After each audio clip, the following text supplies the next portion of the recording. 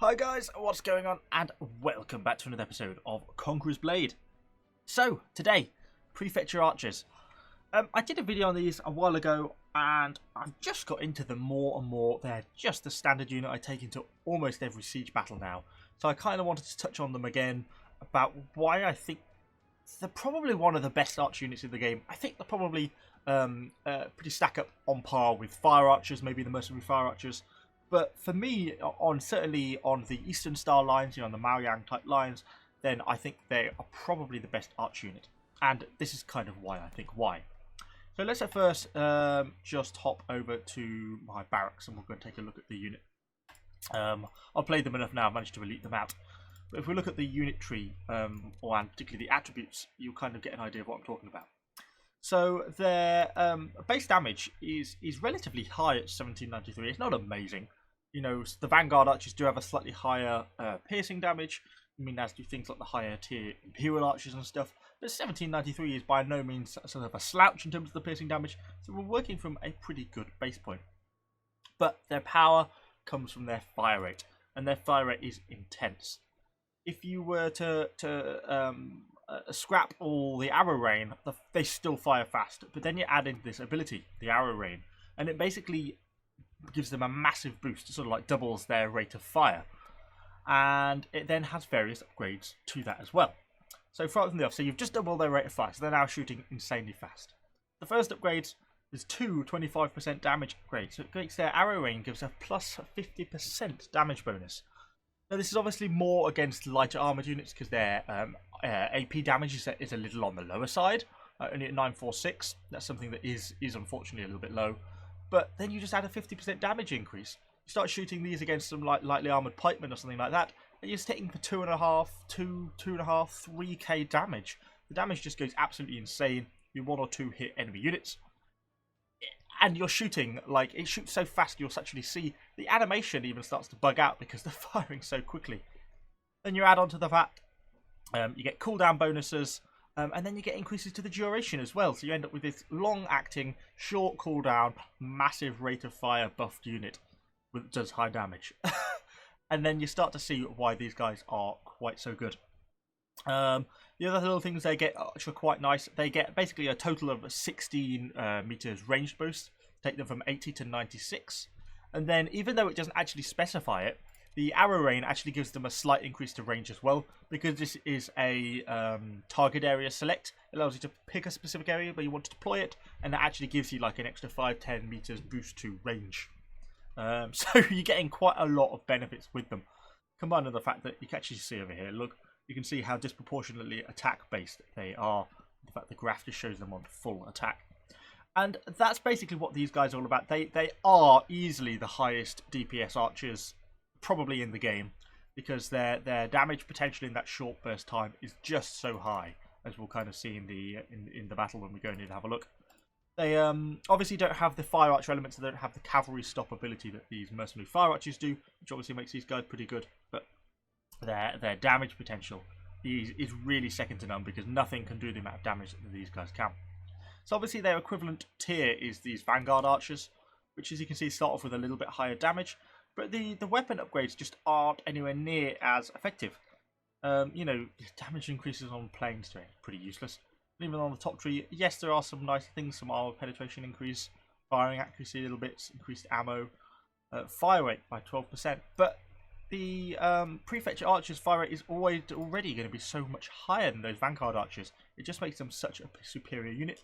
Combined onto the fact you can actually get a 20% further a 20% further boost to rate of fire if you wanted to spend the honor and do it through the trick tree. I mean, it's definitely something I'm going to end up doing one day, just for the lols, to see how fast these guys can actually be made to fire. It's just going to be absolutely ridiculous when you do that.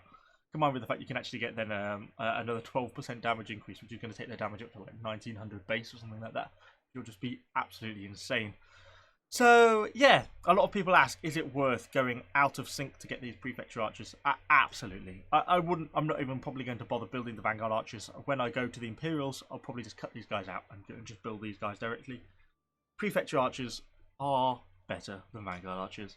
For me, I think they're going to be better than the Imperial Archers. Haven't tried these guys out yet. They do get their better AP base damage, which is kind of nice, and that higher piercing damage. But for me, I don't think it's going to be significant enough to make the difference to make up for that rate of fire deficit that they're going to get compared to the prefectures. But we will kind of see. Anyway, I think I've been talking shit for long enough, so let's hop into some footage, take a look at some battles, and hopefully kind of highlight at least a little bit about how these guys work. So we have loaded into our first clip. I guess I should start these by saying I've still got a lot to learn about these guys. I've been starting to get the hang of them a little bit better, and now I've been playing them quite a lot over the sort of the past 30, 40, 50 siege battles. But yeah, still a way to go.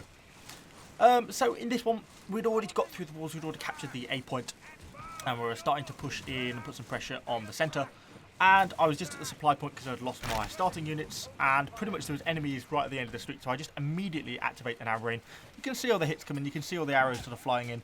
They're not very densely packed, the enemies here, so we don't get that many hits, and quite a few of them got shields up as well, so we're not hitting that many of them, particularly at this point as it sort of tails off. But you can just see the vast quantities of arrows. Pretty much all the non-fire ones there are mine.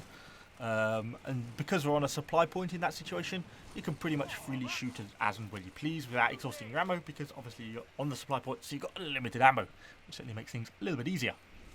So as a team, we start to push up. Shield wall was coming up, so I thought, well, let's bring the archers up with them. I try and play these guys relatively aggressive. I find it kind of works nicely sometimes, so I'm going to get killed. So you'll kind of see that, but you'll see I'll make a few mistakes here. So we push up and we get this side alleyway here, and we can see we've got kind of these guys here in the centre of this little off point here. I have a bit of a trouble with this stupid little box on the end. I was struggling to get some hits in there. And then as the enemies pull back, the archers adjust their fire to try and follow them, and they struggle because they mostly start to clip into the building. But then the bigger problem there, and this is where I really go wrong, is you see right at the end of the street there were some enemy longbowmen. Because I'd used my arrow rain, I couldn't realistically very easily target those longbowmen at the end of the street because I was still on cooldown. And then I just hesitated far too long. I should have moved my unit back out of range from the start, back around the corner, but I didn't. And you see that cost me, well, 9 unit models. And they were deaths that I really didn't need to take. They were just hesitation and delay on my part, which was just really stupid. But there you go. They do go down fast. Same with pretty much any archer unit if they get caught in the wrong position. So I sent them back to the supply point just because I was close to resupply, heal up a little bit. And I've just given them an order to come back to the bottom of this alley. I thought there was enough friendly units ahead here that they were unlikely to get hit at the bottom of this alley. So I thought, oh, well, I'll probably be relatively safe putting them here. And then they can fire down there a little bit. So there you are, you can see them moving back up. And obviously they're back to full ammo because they went to the supply point.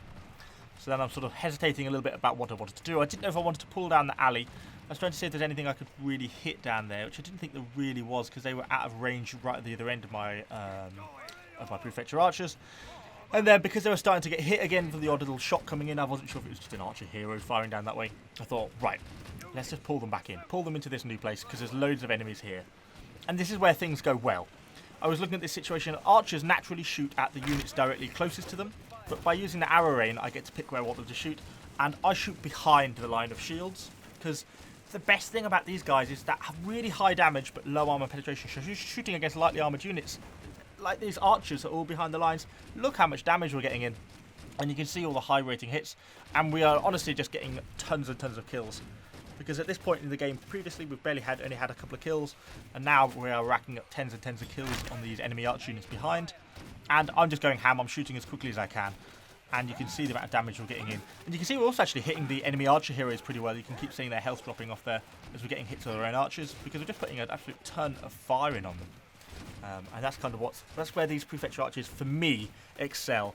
In counter archer stuff, they just rack up a ton of kills because they will shoot 2 or 3 times as fast as the enemy archers, and they're out damaging the enemy archers because enemy archers don't really have any armor. So they just wipe out enemy ranged units so fast, and that's where I end up racking up. We ended up racking about 70-80 kills just in that last sort of 30 seconds to a minute, because the rest of the game we didn't really do very well. So that's where we really got all our damage in. And in the end, I think we finished on, 82 kills. Not amazing, but that for me was a pretty decent game. So moving on to the next match, obviously on a desert map. We were sort of coming in, we'd already captured the A and the B point, and we'd just got the C point, and I'd just been back to change unit because I was pretty much down to nothing left, and I was starting to push up with my archers. Obviously, this is their main corridor and the route down on this map, so I put them at the end, and I'm starting to think what I wanted to do. I didn't want to push them too far down the corridor, because they do, of course, have that 96-meter range, so there's no reason they have to be super close all the time. And I was looking down, there wasn't really a lot I wanted to shoot at, because I was thinking all those shield walls in the middle, but then I saw all the enemy archers up on the little castle at the back. I was just a bit out of range, so I thought, right, let's do this, let's push forwards, and you'll see me now try and aim at them. Have a bit of a hard time getting it spot on with the drop marker, but the drop marker doesn't actually need to be spot on. They'll just shoot at the unit closest to that drop marker, and look at all the hits they start getting in there on the enemy archer unit. And I think I'm probably out of range for them as we start to land in all our hits, and considering they're behind a wall as well, so they have some protection, we start to do really well. And that's it, that's the enemy archer unit gone. There's honestly nothing left of them. And that gives me an opportunity then the guys to start to transition their fire into more units in the centre, and I try and push in to get a little bit of damage in. As we've got some more friendly units in, I thought I'll just try and deal with these guys down here. I kind of forget about my archers at this point, and that's where they start to take some casualties. You see them starting to drop off a little bit in the bottom of the screen. I don't actually know what's getting the kills on them. It must be either some enemy archers or there's maybe some artillery or an enemy ranged hero, because I kind of forgot about them, and that's something you do need to be aware of. They are quite micromanaging intense, I've found, and if, like me, you just forget about them like that, then they'll go down pretty fast.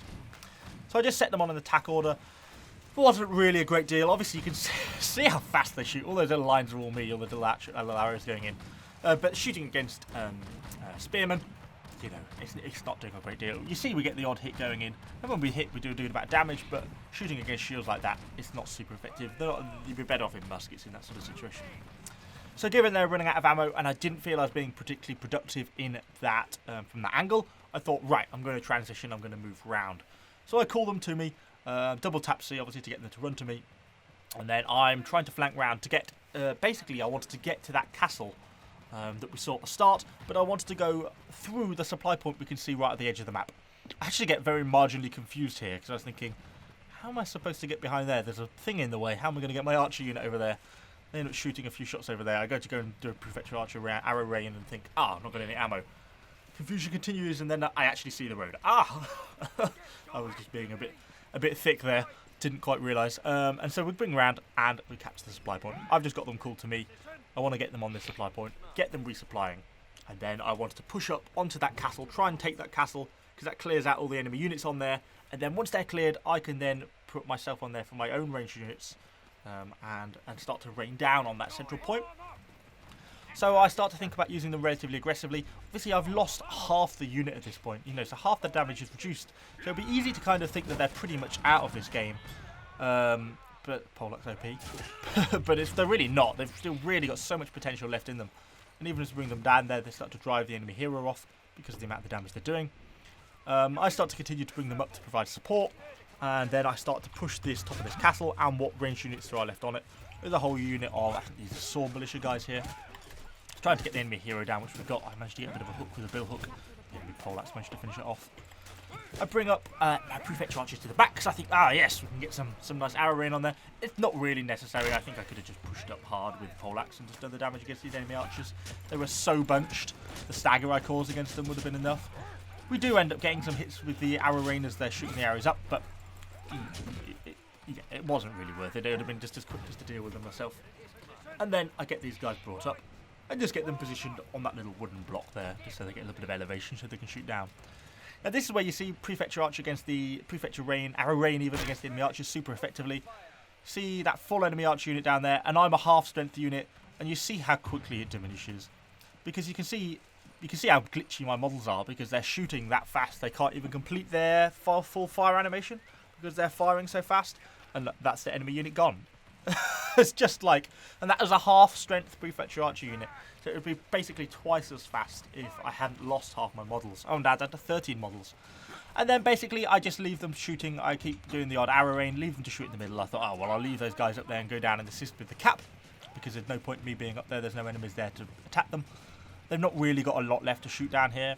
So I just throw in an arrow rain because I thought, why not? And as I say, when you activate the arrow rain, they do shoot just the nearest unit to it, even if it's outside that circle, so there's no real consequence to it. And there we go, it was game, set, and match. So yeah, I find them to be a really nice unit. I think that they are well worth using. They're their rate of fire is what makes them really nice, because it just gives them that highest damage per second of any other unit in the game. They can put out so much damage so quickly, and that's just what makes them powerful, because of that damage potential. So I'd really recommend checking them out. It's well worth going out your way to get them on that tech tree, in my opinion. Definitely one of the best archer units in the game, particularly when you start to get those various upgrades that it gives, particularly the range bonus one. That extra 16 meters makes a real difference. You can start to hit units well out of the range. You just need to watch out for longbowmen. And other than that, I think it's just a case of practice. I need to keep using them. Still got a little bit to work on, particularly on positioning and stuff on maps.